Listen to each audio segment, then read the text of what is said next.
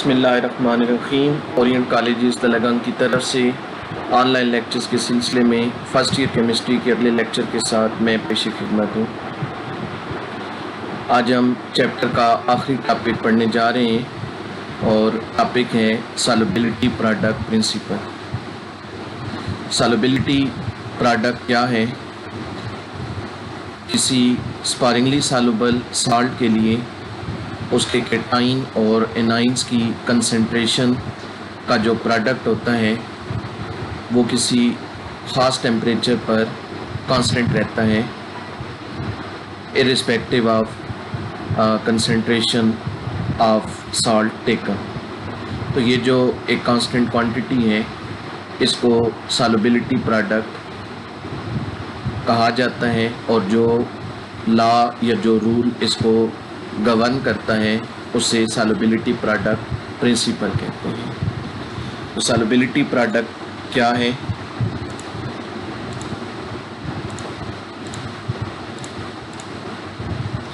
Product of concentration of ions for sparingly soluble salt each raised to an exponent equal to its coefficient in balanced chemical equation is a constant quantity at a particular temperature. This is called solubility product principle. अगर हमारे पास कोई sparingly soluble salt हो तो उसके लिए जो ions होंगे उनकी कंसंट्रेशंस, हर कंसंट्रेशन का एक एक्सपोनेंट हो सकता है। वो एक्सपोनेंट बैलेंस केमिकल इक्वेशन में जो उसका कोफिशिएंट है उसकी इक्वल होगा। तो इन कंसंट्रेशंस का जो प्रोडक्ट होगा वो किसी पर्टिकुलर टेम्परेचर पर कांस्टेंट रहेगा। इसे हम सॉल्युबिलिटी प्रोडक्ट का नाम देंगे। स्पारिंगली सॉल्युबल जो टर्म है इसका मतलब होता है little soluble. Sparingly soluble salt, a salt which is very little soluble is called sparingly soluble salt. अब इस प्रिंसिपल को समझने के लिए आप कंसिडर करें कि हमारे पास ये एक साल्ट है CaCl2। ये एक स्पारिंगली सॉल्युबल साल्ट है, पानी में बहुत कम हल होता है।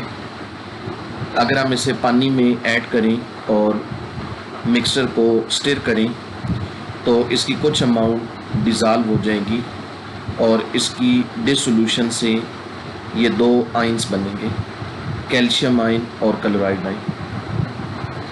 अब इसके लिए अगर हम Kc का एक्सप्रेशन लिखें जैसा कि हम इस चैप्टर में यूज़ करते आए हैं तो Kc बराबर आएगा कंसंट्रेशंस ऑफ आइंस। जो चीज़ें राइट साइड पे हों उनकी कंसंट्रेशंस को नॉमिनेटर में लिया जाता है, आपस में उन्हें मल्टीप्लाई किया जाता है, divided by concentration of CaCl2। जो चीज़ें लेफ़्ट साइड पे हों उनकी कंसंट्रेशन को डिनोमिनेटर में लिया जाता है। जो कोफिशिएंट है उसे पावर बनाया जाता है, तो क्लोराइड आयन का कोफिशिएंट 2 है तो इसे पावर बनाएंगे। ये Kc का एक्सप्रेशन आ गया। अब CaCl2 जैसा कि वीक इलेक्ट्रोलाइट है, स्पारिंगली सॉल्युबल साल्ट है, इसका मतलब होगा कि इसकी बहुत थोड़ी सी अमाउंट पानी में हल हुई होगी और उसने आयन बनाए होंगे, बाकी अमाउंट इसी फॉर्म में मौजूद होगी।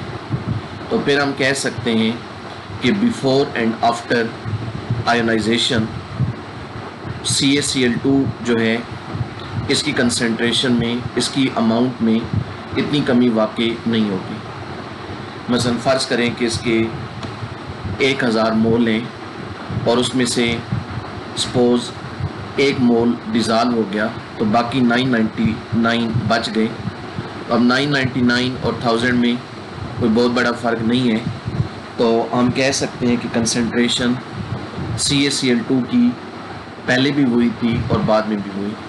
तो हम इसकी कंसंट्रेशन को, ये वाली जो चीज़ है, इसे कांस्टेंट कंसिडर कर सकते हैं। तो अब आप ऐसा करें कि इस कांस्टेंट क्वांटिटी को दूसरी तरफ ले जाएं, दूसरी तरफ जाकर ये Kc से मल्टीप्लाई होगी तो इक्वेशन बन जाएगी Kc into concentration of CaCl2 is equal to concentration of calcium ion multiply by concentration of chloride ion raise to power 2। अब Kc भी कांस्टेंट है, इक्विलिब्रियम कांस्टेंट, और ये भी कांस्टेंट है, तो constant into constant is equal to this one. दो constant values multiply हों तो उनका जो आंसर है वो एक नई कांस्टेंट वैल्यू होता है। तो इन दोनों के प्रोडक्ट को हम नाम दे देते हैं Ksp का। तो Ksp बराबर आ जाएगा concentration of calcium ion into concentration of chloride ion raise to power 2। तो यहाँ जो Ksp आया है ये कहलाता है सॉल्युबिलिटी प्रोडक्ट कांस्टेंट। तो अब CaCl2 के लिए सॉल्युबिलिटी प्रोडक्ट कांस्टेंट इसकी इक्वल होगा molar concentration of calcium ion multiply by molar concentration of chloride ion और इसका स्क्वायर। यानी अगर हमें इन दोनों आयन्स के नंबर ऑफ मोल मालूम हो, हम उन्हें मल्टीप्लाई कर दें, क्लोराइड आयन के मोल का स्क्वायर ले लें, मल्टीप्लाई बाय कैल्शियम आयन का मोल ले लें, तो जो आंसर आएगा वो CaCl2 की Ksp वैल्यू होगी। अब हम सॉल्युबिलिटी प्रोडक्ट के लिए जनरल एक्सप्रेशन डिराइव करते हैं और समझते हैं कि किसी गिवन साल्ट के लिए हम इसका एक्सप्रेशन किस तरह लिख सकते हैं। तो कंसिडर करें कि हमारे पास एक साल्ट है, हाइपोथेटिकल साल्ट है AXBY। डेफिनीशन के मुताबिक ये जब पानी में डिज़ाल्व होगा तो A आयन बनेंगे। फ़र्ज़ किया A जो है वो केटाइन है और B एनाइन। A के ऊपर जो चार्ज है वो Y यूनिट के बराबर होगा और B के ऊपर जो चार्ज है वो X यूनिट के बराबर। चार्ज मालूम करने का रूल ये होता है कि केटाइन के ऊपर चार्ज बराबर होगा एनाइन की तादाद के और एनाइन के ऊपर चार्ज बराबर होगा केटाइन की तादाद के। तो A पर चार्ज Y होगा और B पर चार्ज X होगा। A को मैंने केटाइन कहा है तो Y के साथ पॉजिटिव आया, B को एनाइन कहा है तो X के साथ नेगेटिव आया। बाकी शुरू में हमने AXBY लिखा, यानी A की तादाद X है, B की तादाद Y है, तो आफ्टर आयनाइजेशन हम उसे यूँ लिख देंगे XAY positive plus YB X negative. तो अब इसके लिए अगर आप Kc का एक्सप्रेशन लिखें तो वो यूँ बनेगा कि इन दोनों की कंसंट्रेशंस नॉमिनेटर में आपस में मल्टीप्लाई और इसकी कंसंट्रेशन डिनोमिनेटर में, तो ये एक्सप्रेशन बना।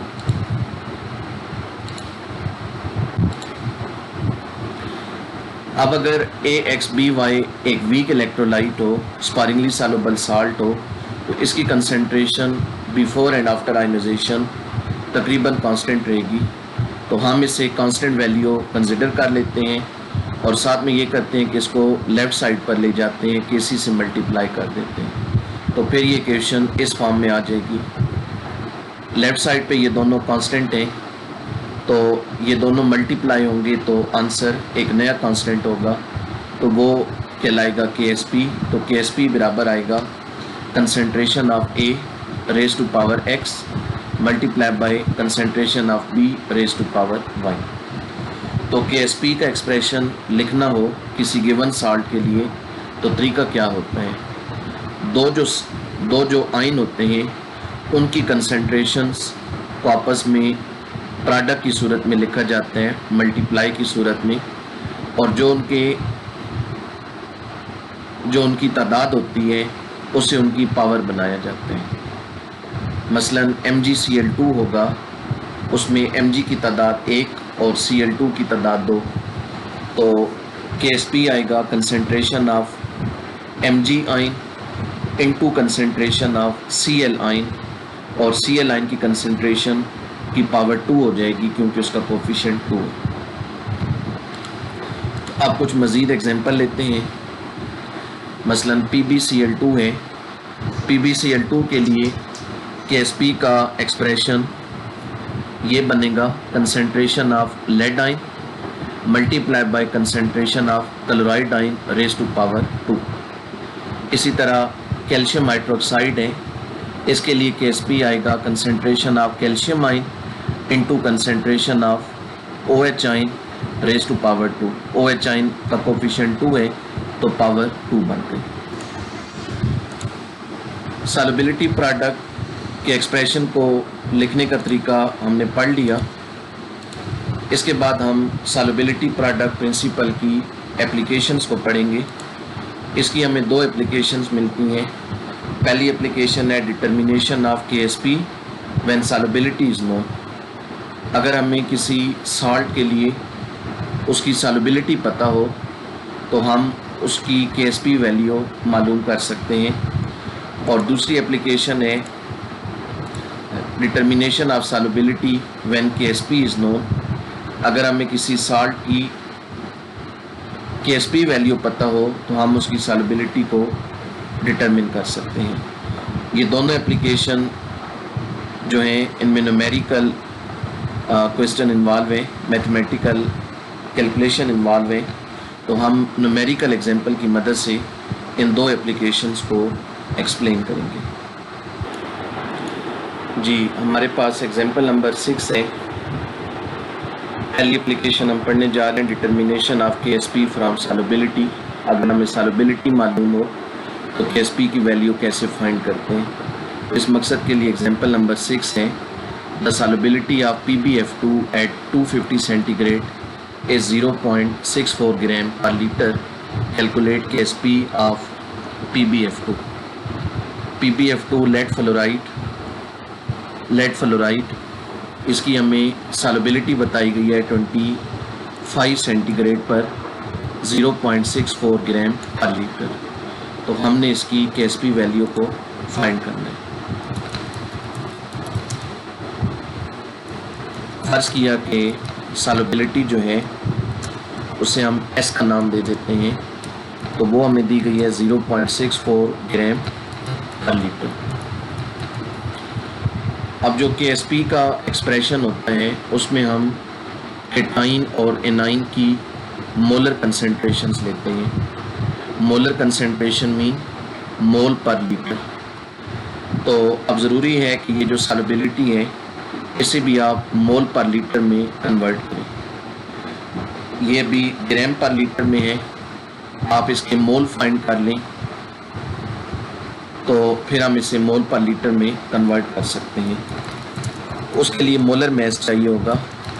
मोलर मैस ऑफ PbF2 बराबर आएगा एटॉमिक मैस ऑफ Pb जमा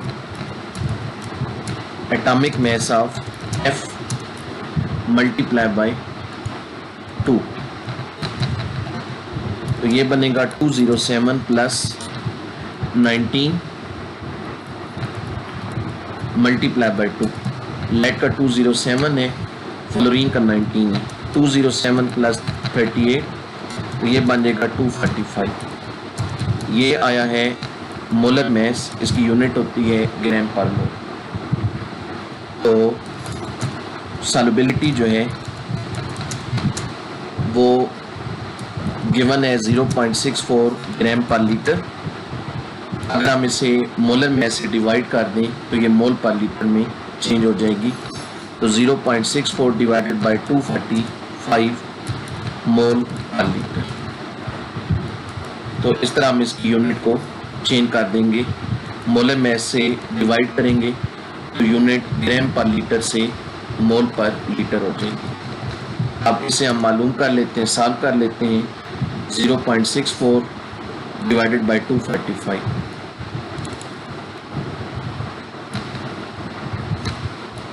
0.64 डिवाइडेड बाय 245 तो आंसर आता है 0.0026 0.0026 मोल पर लीटर। अब ये PbF2 की सॉल्युबिलिटी है।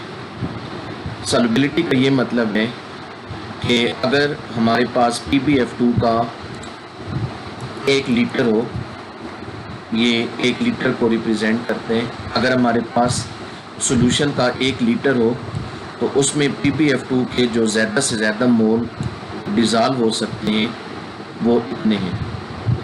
ये उसकी मैक्सिमम नंबर ऑफ मोल हैं जो डिज़ॉल्व हो सकते हैं। इससे ज़्यादा डिज़ॉल्व नहीं हो सकते। इसके बाद ये होगा कि सॉल्यूशन सैचुरेटेड हो जाएगा। आप जानते हैं सैचुरेटेड सॉल्यूशन वो होता है जिसमें सोल्यूट की मज़ीद अमाउंट डिज़ाल्व ना हो सके। तो इसका फिर ये मतलब हुआ कि ये PbF2 के नंबर ऑफ मोल आ गए जो हल होंगे। तो अब हम मालूम कर सकते हैं कि जब इतने मोल हल होंगे PbF2 के, तो सॉल्यूशन के अंदर आयन कितने होंगे। अब आयन की बात कहाँ से आ गई, तो जो साल्ट होते हैं वो जब पानी के अंदर हल होते हैं तो वो आयंस में डिवाइड हो जाते हैं। तो जब PbF2 के इतने मोल पानी में हल होंगे तो ये सारे मोल जो होंगे ये आयंस में डिवाइड हो जाएंगे, इनकी आयनाइजेशन हो जाएगी और आयन पैदा होंगे। तो अब हम ये करते हैं कि आयनिक इक्वेशन लिखते हैं।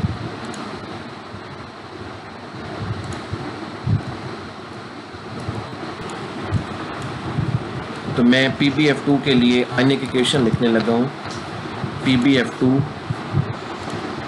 Upon ionization is equal to Pb2 positive plus 2F negative.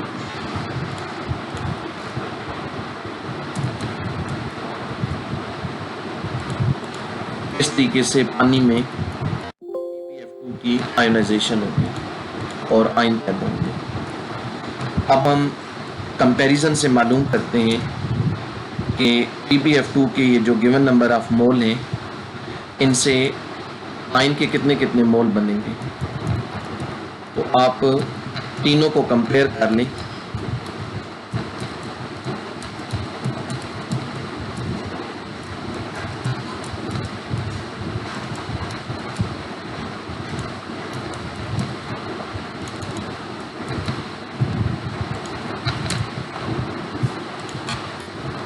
तीनों की मैं रेशो ले रहा हूँ, PbF2, Pb आयन और फ्लोराइड आयन। बैलेंस्ड इक्वेशन से इन्हें कंपेयर कर लें। PbF2 का कोफिशिएंट 1 है, आगे लेड आयन का भी 1 है और फ्लोराइड आयन का 2 है। इस इक्वेशन में फ्लोराइड आयन का कोफिशिएंट 2 है। अब PbF2 के नंबर ऑफ मोल ये हैं 0.0026। तो लेड आयन कितनी आएंगे जबकि फ्लोराइड आयन के डबल हो जाएंगे, 2 मल्टीप्लाई बाय 0.0026। तो ये हो जाएंगे 0.0026, 0.0026 और यहाँ कितना बन जाएगा,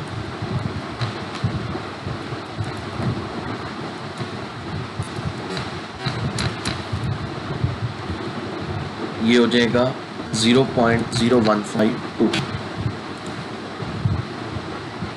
0.0026 मल्टीप्लाई बाय 2, 0.0052।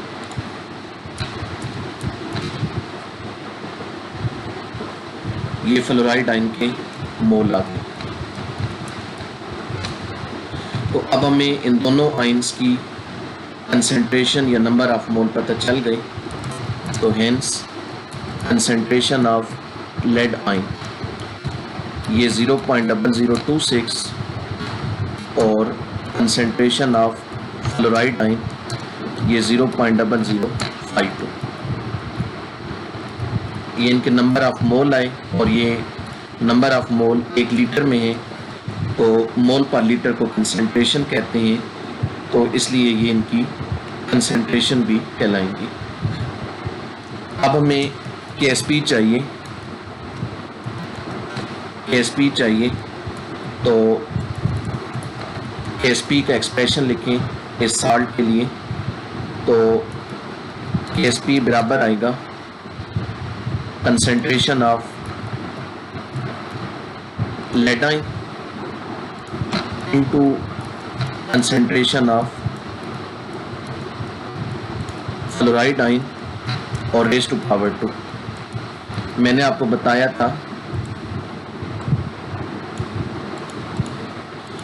बताया था कि KSP का एक्सप्रेशन लिखना हो तो क्या तरीका होता है, दोनों आयंस की कंसंट्रेशंस का प्रोडक्ट लिखें और उन आयंस के जो कोफिशिएंट हैं इक्वेशन में उन्हें पावर बना दें। तो लेड की पावर 1 और फ्लोराइड की पावर 2। अब इनकी जगह ये वैल्यूज पुट करें तो 0.0026 ये लेड आयन की कंसंट्रेशन और आगे 0.0026, इसका फिर आगे स्क्वायर आएगा। यहाँ मल्टीप्लाई का साइन मैं लिख देता हूँ। अब इसे हल करना है, तो इधर है 0.0026 का स्क्वायर, तो उसे मालूम कर लें। ये बनता है 0.00000676 और ये वाली वैल्यू अभी एज इट इज लिखें।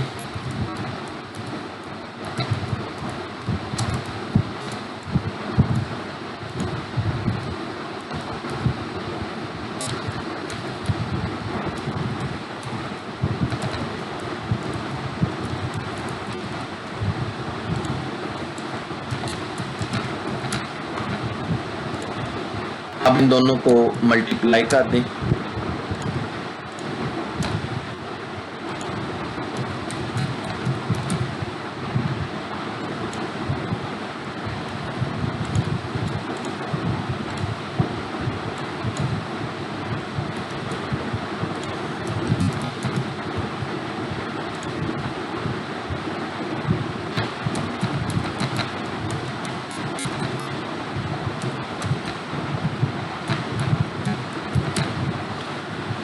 तो आंसर आ जाएगा 0 पॉइंट आगे 7 दफ़ा 0 है, फिर 1757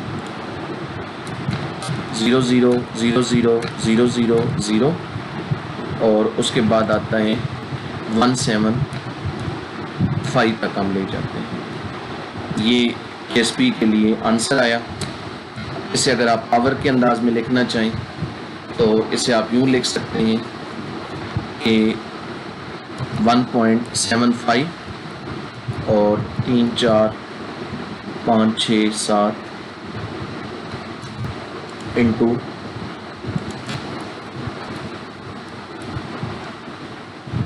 10 की पावर 9 -9 पावर के अंदाज में लिखेंगे तो इस तरह आ जाएगा।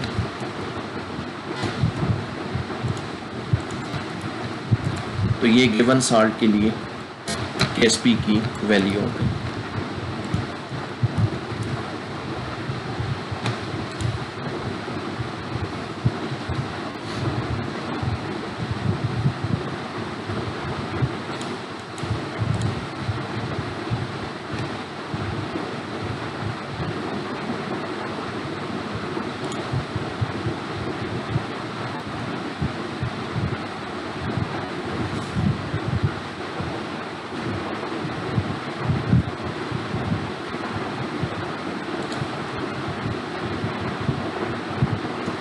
यहाँ पर एक मिस्टेक हुई है कैलकुलेशन में।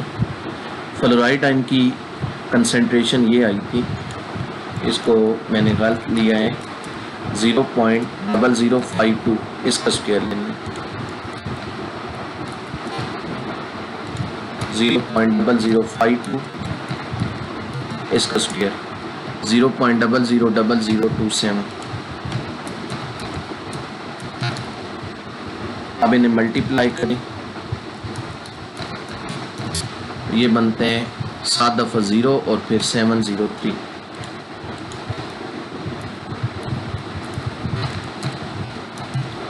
तो पावर के अंदाज में लिखेंगे तो ये बनेगा 7 और आगे इसमें पावर आ जाएंगी -8।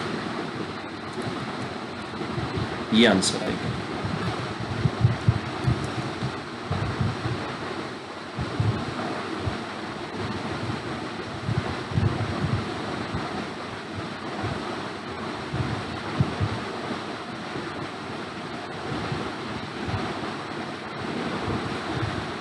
इसके बाद एग्जाम्पल नंबर 7 है KSP की second application, determination of solubility from KSP। अगर हमें KSP की वैल्यू मालूम हो तो सॉल्युबिलिटी कैसे मालूम करेंगे।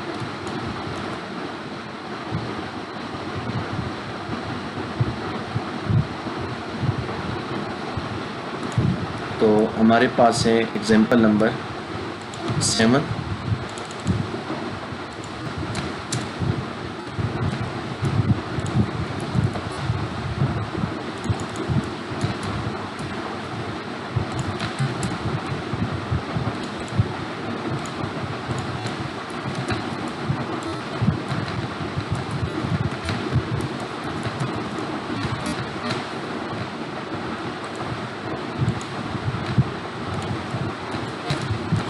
इस क्वेश्चन में हमें कैल्शियम हाइड्रोक्साइड का सॉल्युबिलिटी प्रोडक्ट बताया गया है 6.5 10 की power -6। KSP is equal to 6.5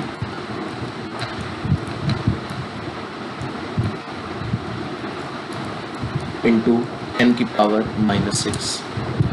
तो हमने सॉल्युबिलिटी मालूम करनी है। फर्ज किया सॉल्युबिलिटी को हम S कह देते हैं, तो हमने S को फाइंड करना है। हमारे पास गिवन साल्ट है कैल्शियम हाइड्रोक्साइड। आप इसकी आयोनाइजेशन को लिखें कि जब ये पानी में डिज़ाल्व होगा तो इस तरह आयन बनेंगे। तो CaOH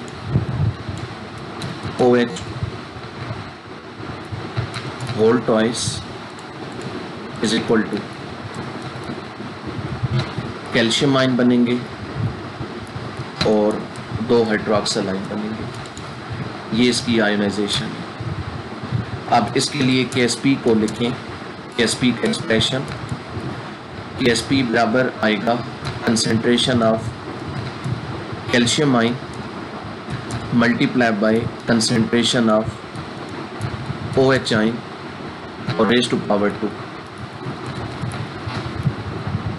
OH का कोफिशिएंट 2 है तो पावर 2 बन गई। ये KSP का कोफिशिएंट है।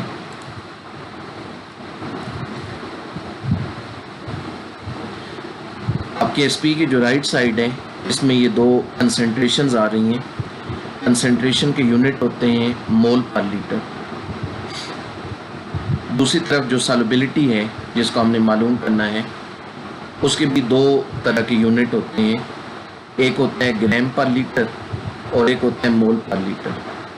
तो यहाँ पर हम सॉल्युबिलिटी को मोल पर लीटर में मालूम करेंगे। तो सॉल्युबिलिटी के यूनिट भी मोल पर लीटर है और कंसंट्रेशन के भी। इसका मतलब है कि यहाँ हम ये जो कंसंट्रेशंस हैं इन्हें सॉल्युबिलिटी का नाम दे सकते हैं। तो फिर हम यूँ लिख सकते हैं कंसंट्रेशन ऑफ कैल्शियम आयन की जगह हम लिख सकते हैं S फॉर सॉल्युबिलिटी जो हमने शुरू में नाम रखा। फिर मल्टीप्लाई बाय आगे क्या आ रहा है again concentration of hydroxyl ion, उसकी जगह भी S आ जाएगा और हाइड्रोक्सिल आयन की कंसंट्रेशन का स्क्वायर है तो यहाँ पर S का स्क्वायर भी बन जाएगा। इस चीज़ को मैं दोबारा एक्सप्लेन कर दूँ कि सॉल्युबिलिटी और कंसंट्रेशन की यूनिट सेम है मोल पर लीटर। तो ये जो 2 कंसंट्रेशन की टर्म्स हैं इनकी जगह हमने लिख दिया सॉल्युबिलिटी को S से डिनोट कर दिया। तो अब KSP की वैल्यू हमें पता है यानी लेफ़्ट साइड, तो लेफ़्ट साइड में वैल्यू पुट की और राइट साइड में ये बन जाएगा S इंटू S स्क्वायर यानी S क्यूब। तो S क्यूब बराबर आ गया, इसके साइडों को मैंने उल्टा दिया है। तो अब हम इसका क्यूबिक रूट लेंगे और S फाइंड करेंगे। तो S बराबर आएगा इस सारे की पावर 1/3 यानी इसका क्यूबिक रूट।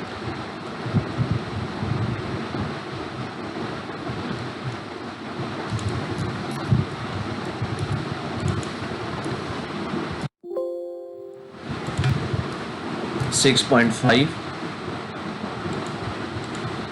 10 की पावर कितनी है -6। तो इस सारे की पावर 1/3, इसको क्यूबिक रूट कहा जाता है। क्यूबिक रूट को इस तरह भी लिखा जाता है यूं, और चाहे तो पावर के अंदाज में भी लिखा जा सकता है।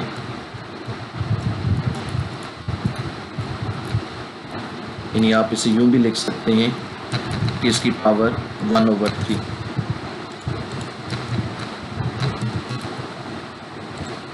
ये इस तरह।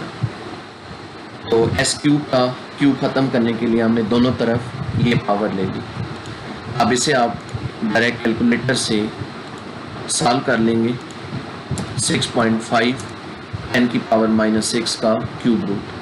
10 की पावर -6 का तो क्यूब रूट आसानी से निकल आएगा कि पावर की पावर हो तो पावर आपस में मल्टीप्लाई और डिवाइड होती हैं। तो 10 की पावर -6 और फिर पावर 1/3, तो -6/3 -2। तो इसका तो आंसर आ जाएगा 10 की पावर -2। 6.5 का रूट निकाल लेते हैं। तो 6.5 का अगर रूट निकालना है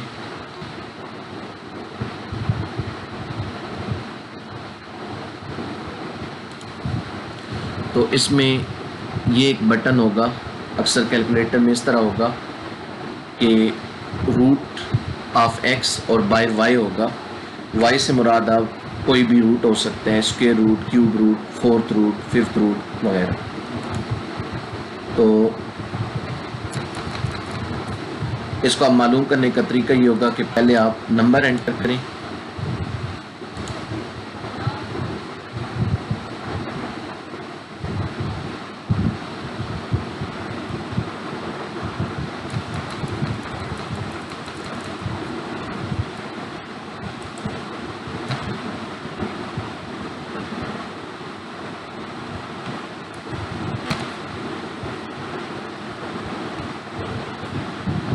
कैलकुलेटर में ये होगा कि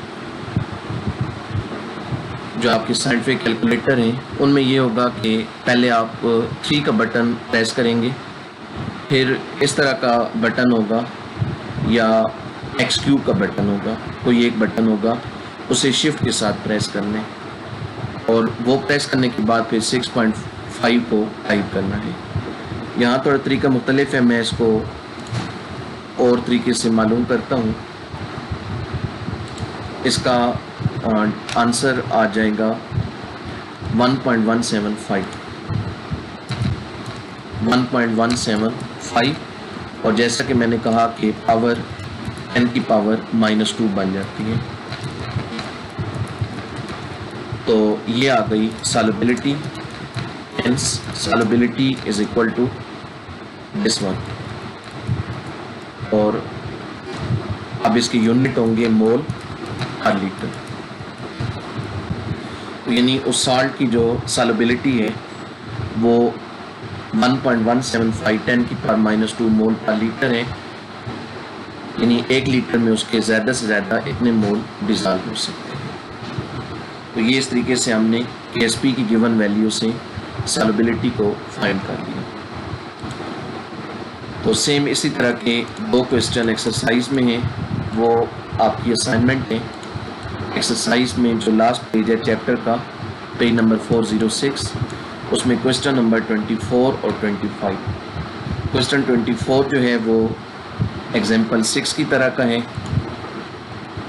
और क्वेश्चन नंबर 25 जो है वो एग्जाम्पल नंबर 7 की तरह का है। दोनों के लिए मैं KSP का एक्सप्रेशन बता देता हूँ। CF2 के लिए एक्सप्रेशन आएगा KSP बराबर है concentration of calcium ion into concentration of fluoride आइन रेज़ टू पावर 2। यहाँ CF2 है तो फ्लोराइड आइन का स्क्वायर बनेगा। और Ag2CrO4, इसकी दफ़ा KSP का एक्सप्रेशन कैसा बनेगा? KSP is equal to concentration of silver ion Ag positive raise to power 2 multiply by concentration of CrO4 raise to power 1। CrO4 की तादाद एक ही है तो पावर 1 ही होगी। Ag की पावर 2 होगी, CrO4 की पावर 1 होगी। ये KC की एक्सप्रेशन है। तो बाकी जो 2 एग्जाम्पल मैंने कराई हैं उन्हीं को सामने रख कर आप इन 2 क्वेश्चन को बड़े आराम से सॉल्व कर सकते हैं। तो इस लेक्चर की असाइनमेंट के तौर पर जो बाकी लेक्चर नोट करने वाला काम है उसके साथ ये 2 क्वेश्चन भी सॉल्व करके आप भेजेंगे। तो ये हमारा इस चैप्टर का आखिरी टॉपिक था। कल इंशाअल्लाह हम इस चैप्टर की मुकम्मल जो एक्सरसाइज है उसको सॉल्व करेंगे। उसमें कुछ न्यूमेरिकल हैं और बाकी प्रैक्टिकल क्वेश्चन। तो इंशाल्लाह कल पूरी कोशिश होगी कि हम चैप्टर की एक्सरसाइज को मुकम्मल करके चैप्टर को एंड कर दें। तो कल इंशाल्लाह अगले लेक्चर के साथ दोबारा पेश खिदमत होंगे। अपना ख्याल रखिएगा। अल्लाह हाफ़िज़।